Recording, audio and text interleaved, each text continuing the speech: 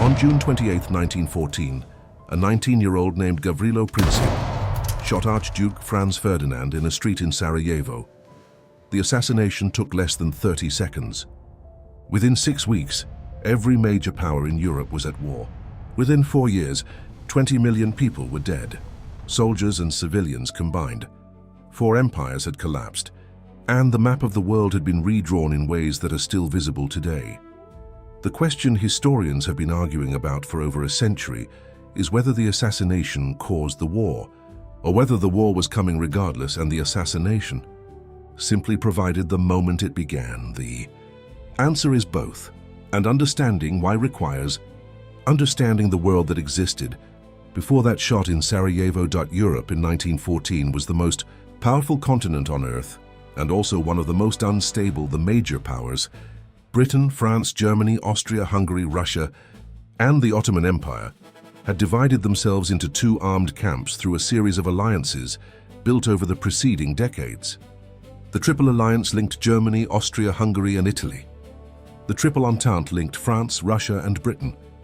The logic of these alliances was deterrence. If any power knew that attacking one country meant fighting 3, the argument went, no power would start a war. The logic was correct as far as it went. It did not go far enough. What the alliance system actually created was a mechanism by which a conflict anywhere on the continent could automatically expand into a conflict everywhere on the continent. A dispute between 2 countries could trigger the alliance obligations of all the others, in a cascade that no individual government fully controlled once it began. The safety net designed to prevent war had become a transmission system for spreading it. This was the world Gavrilo Princip's bullet entered on. June 28, 1914, the assassination itself almost didn't happen. Princip was one of 7 members of a Serbian nationalist group called the Black Hand, who had positioned themselves along the route of Franz Ferdinand's motorcade through Sarajevo. The first attempt failed. A grenade thrown at the Archduke's car bounced off the folded convertible roof and exploded under the following vehicle, injuring bystanders, but not the Archduke. Franz Ferdinand continued to the town hall for his scheduled reception. His motorcade then changed its planned route to visit the hospital where the grenade victims had been taken. His driver was not informed of the route change, turned down the wrong street, and stopped to reverse directly in front of a delicatessen, where Gavrilo Princip happened to be standing after abandoning the failed assassination attempt. The car stalled. Princip fired twice from a distance of approximately 5 feet. Franz Ferdinand and his wife Sophie were both hit. Both died within the hour. The driver's wrong turn is one of the most consequential navigation errors in human history. The head of the Austrian secret police, who was sitting in the front seat of the Archduke's car, later said that if the driver had not made the wrong turn, history would have been completely different. He was probably right. He was also probably wrong about how different, because the conditions that produced the war were not created by the assassination, they were only triggered by it. The July crisis, the 37 days between the assassination and the outbreak of general war, was a period of diplomatic miscalculation on a scale that has few parallels in history. Austria-Hungary saw the assassination as an opportunity to crush Serbian nationalism once and for all. It believed correctly that the Serbian government had links to the Black Hand network that produced Princip. It wanted a war with Serbia.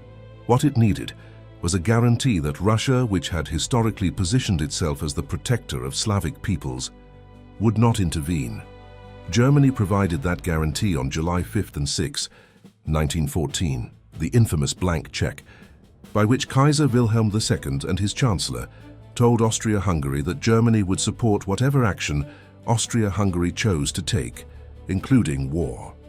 The German calculation was that the crisis could be kept localized, that Russia was not ready for a major war, and that even if Russia did mobilize, the conflict could be won quickly.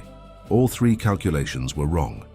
Austria-Hungary issued an ultimatum to Serbia on July 23rd, with conditions designed to be unacceptable, demanding, among other things, the right to send Austro-Hungarian officials into Serbia to participate in the investigation of the assassination. Serbia accepted nearly all of the demands. It rejected only the one that most directly violated its sovereignty. Austria-Hungary declared that the partial rejection was sufficient justification for war and declared war on Serbia on July 28. Russia began mobilizing to defend Serbia. Germany issued ultimatums to Russia to halt mobilization and to France to declare neutrality. Both refused. Germany declared war on Russia on August 1st and on France on August 2. 3. To attack France, Germany's war plan, the Schlieffen Plan, required marching through neutral Belgium. Germany invaded Belgium on August 4th. Britain, which had guaranteed Belgian neutrality in an 1839 treaty, declared war on Germany the same day. In 37 days, a political assassination in the Balkans had become a world war. The war that everyone expected to be over by Christmas lasted 4 years and 3 months. The Schlieffen Plan, Germany's strategy of quickly defeating France in the west before turning to fight Russia in the east, almost worked. German forces advanced to within 30 miles of Paris in early September 1914 before the French army, reinforced by 6,000 soldiers transported to the front by hundreds of Parisian taxicabs, stopped the German advance at the Battle of the Marne. That check produced the war no one had planned for. Both sides dug in. Trenches extended from the Belgian coast to the Swiss border, a line of approximately 450 miles of fortifications, mud, barbed wire, and shell craters that neither side could break through for the next 3 years. The conditions in those trenches are among the most documented horrors in modern history. Men lived in mud and water for months at a time, rats, lice, constant artillery bombardment. The average soldier in the trenches could expect to be rotated out after a week or two in the front line, not from policy, but because the casualty rate was so high that units required constant replacement. New weapons made the killing more efficient than any previous war had been. Machine guns cut down infantry advancing across open ground. Artillery killed and wounded more men than any other single cause. Poison gas, first used by Germany at Ypres in April 1915, introduced a new dimension of suffering that violated existing laws of war and produced victims whose injuries were so disturbing that some nations suppressed photographs of them for years. The Battle of the Somme, which began on July 1, 1916, remains the bloodiest single day in British military history. The battle had been planned for months. The logic was sound in theory. A massive artillery bombardment lasting 7 days would destroy the German defensive positions, cut the barbed wire, and allow infantry to advance across no man's land relatively safely. The reality was that the German trenches were deep enough that the bombardment did not destroy them. The wire was largely intact. The German machine gunners emerged from their shelters when the bombardment stopped and mowed down the British infantry advancing across open ground. On July 1, 1916, the British Army suffered 57,470 casualties in a single day. 90,240 men were killed. Many died within the first minutes of the attack, cut down before they had crossed their own wire. The battle continued until November. Total casualties on all sides exceeded 1 million. The British advance over the course of the battle measured 7 miles at its deepest point. The Battle of Verdun, running simultaneously from February to December 1916, produced comparable casualties, an estimated 700,000 on both sides, in a battle whose stated German objective was to bleed France dry. Rather than to take the town, both battles achieved their territorial objectives approximately not at all. Both produced casualty figures that had been considered impossible before the war. The entry of the United States in April 1917 changed the arithmetic of the war without immediately changing its course. America had been supplying the Allies with material for years while maintaining official neutrality. The factors that finally pushed President Woodrow Wilson to ask Congress for a declaration of war were Germany's resumption of unrestricted submarine warfare, which was sinking American ships, and the Zimmermann telegram, a German diplomatic message intercepted by British intelligence in which Germany proposed a military alliance with Mexico against the United States, promising Mexico the return of Texas, New Mexico, and Arizona. The telegram was authentic. The proposal was serious. It was also strategically desperate, a sign that Germany, which had been fighting a two-front war since 1914, was running out of options. Russia's revolution in March 1917 and the Bolshevik takeover in November 1917 removed Russia from the war, allowing Germany to transfer 1 million soldiers from the Eastern Front to the West for a final offensive in the spring of 1918. The German Spring Offensive of 1918 came closer to breaking through the Allied lines than anything since 1914, before being stopped and then reversed by a combination of Allied counterattacks and the arrival of American troops in numbers that Germany could not match. By November 1918, the German military had informed the Kaiser that the war was lost. Revolution had broken out in Germany.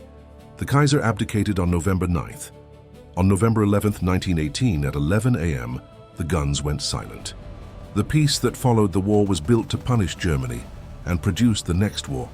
The Treaty of Versailles, signed in June 1919, placed sole responsibility for the war on Germany, the famous war guilt clause, and imposed reparations that were initially set at 132 billion gold marks, a sum Germany could not pay, and whose attempt to pay produced the economic instability that helped destroy the Weimar Republic.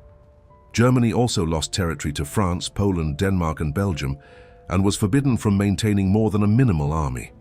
The victorious powers divided the map of the world between themselves. Britain and France carved up the Ottoman Empire's Arab territories, creating the borders of Iraq, Syria, Lebanon, Jordan, and Palestine in ways that took no account of the ethnic, religious, and tribal realities of those regions. Those borders are still generating conflicts today. 4 empires collapsed as direct results of the war: the German, Austro-Hungarian, Russian, and Ottoman. In their place arose a series of new nations in Central and Eastern Europe, whose borders were drawn by outsiders at Versailles, frequently placing ethnic minorities under governments that did not represent them. The conditions for the next war were built into the peace treaty of the first one. Adolf Hitler was a corporal in the German army who was recovering from a gas attack in a hospital. When he heard the armistice news in November 1918, he later described the moment as among the most devastating of his life. His political career began in the wreckage of the Germany that Versailles had created. The numbers from the First World War are almost impossible to comprehend at human scale. 8.5 million soldiers killed, perhaps 13 million civilians dead from violence, famine, and disease, including the influenza pandemic of 1918, which spread through military camps and troop movements across the world and killed between 50 and 100 million people globally. More than the war itself, the 10 million men who died in combat came from countries and colonies across the world. Soldiers from India, Australia, Canada, New Zealand, South Africa, and the Caribbean fought and died in European battles whose causes had nothing to do with them. The French recruited soldiers from West Africa, Morocco, and Indochina. The British Empire mobilized populations across Asia and Africa who had not chosen to be part of an empire and were not consulted about whether their empire should go to war. The war ended in 1918. The consequences have not ended. The borders drawn at Versailles still generate conflict. The political movements the war produced, communism, fascism, the collapse of the Ottoman world into decades of instability, are still present in the world in altered forms. The United States emerged from the war as the dominant power in a world where European dominance was already being challenged, a shift whose full consequences took another generation to become clear. A 19-year-old's bullet in Sarajevo, fired on a summer morning after a wrong turn, started all of it. Whether it would have started regardless is the question historians have been arguing about for over a century. They have not agreed. If this changed how you see the First World War, leave a comment. Tell me which detail surprised you most. Subscribe for more fascinating stories.